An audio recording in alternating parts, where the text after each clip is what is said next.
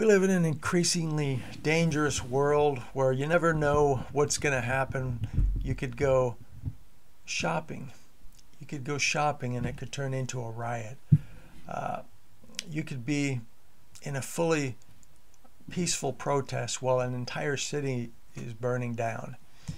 And so you never know what's going to happen in these crazy times, and it's good to know some basic rules of survival. And so today we're going to talk about, just briefly here, we're going to talk about the third law, the third law of survival. And that has to do with pause, ponder, and prepare. Now, this is a very basic law, and it's very simple, but it's just as simple as this is to do, it's equally simple to not do. It's so simple that it's almost never done. And sometimes that can result in a disaster. So this brings to mind the shipwreck of the Eastland, 1915, pierside in the Chicago River. You've got this is the height of summer. It's July 24th. It's beautiful, sunny weather out, and you've got a picnic cruise going on. So people are going to take this boat out on a picnic excursion.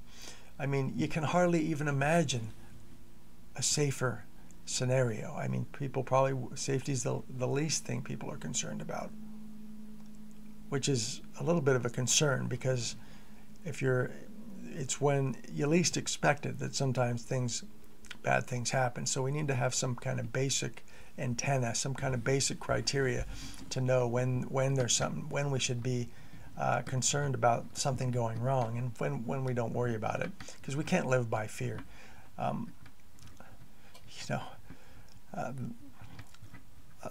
A little bit of paranoia is okay, though, and maybe it'll save your life. So yeah, pause, ponder, and prepare. For example, if you're going on a harmless picnic cruise, and it's Chicago, and you notice thousands and thousands of people lining up to get on a little ship, then you might pause, ponder, and just ask, is that a lot of people to get on that little ship? Let's say it's stretched out for 2 blocks long, and it's a thick line, thousands of people. Just the littlest amount of preparation might be worthwhile. Like, just call up the shipping company and say, hey, by the way, I was just curious, what is the capacity for that ship?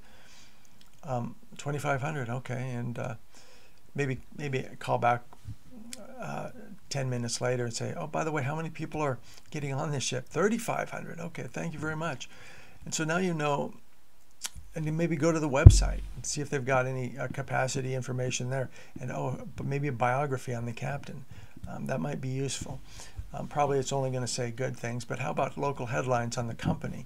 Are there any local headlines? Do they have a record? Sometimes these companies that have a record of safety violations, and then you're going, okay, record of safety violations. They got an extra 1,000 people going on this cruise. What could go wrong here? Probably nothing, right? Except actually, overloaded ships traditionally have been extremely deadly. For example, up in Alaska, you get these crab boats which become, in Arctic storms, they can become overloaded with ice packed onto the crab pots, and sometimes that they get top heavy and they flip.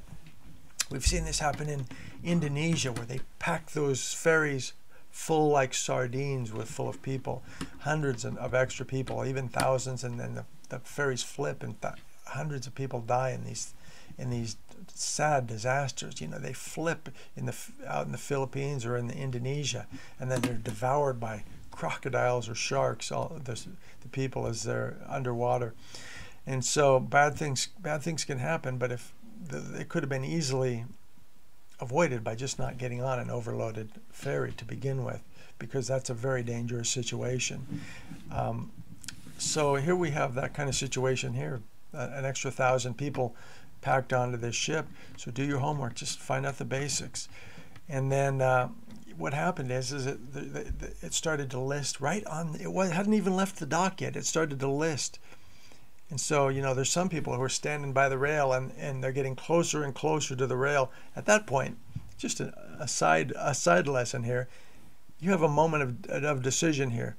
Do I want to make that leap? Do I want to leap from the ship over to the dock before the things flip? And then, of course, the old idiom, he who hesitates is lost, comes into play. So do you make the jump? And there are times when we need to just make the jump. If situational factors start piling up, suggesting that, as in this case, some people made the leap and it saved their life, and so the ship flips right there in dockside. It flips, and now you've got hundreds of people drowning underwater, and you've got them swimming all over the place. So at this point, several factors come into play that have to do with preparation. Not just, I mean, if you're before you go on cruises, do you know how to swim? Do you know how to swim? You might have to swim.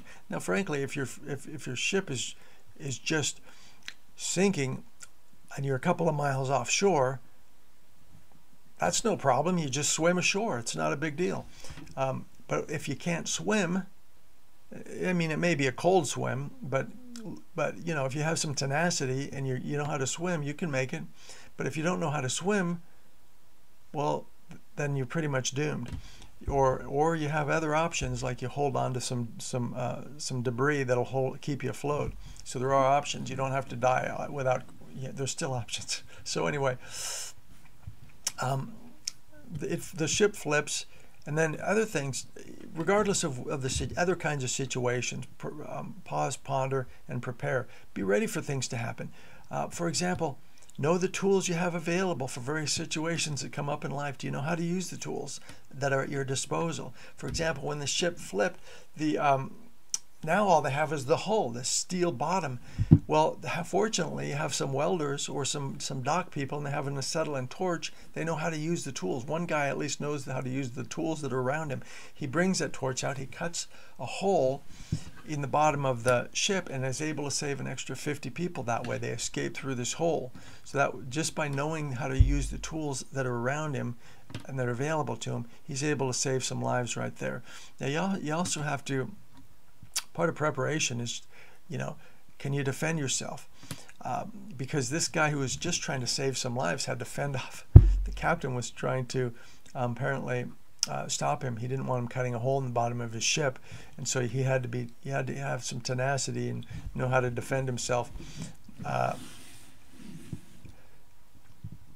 So those are just some basic situations that come up.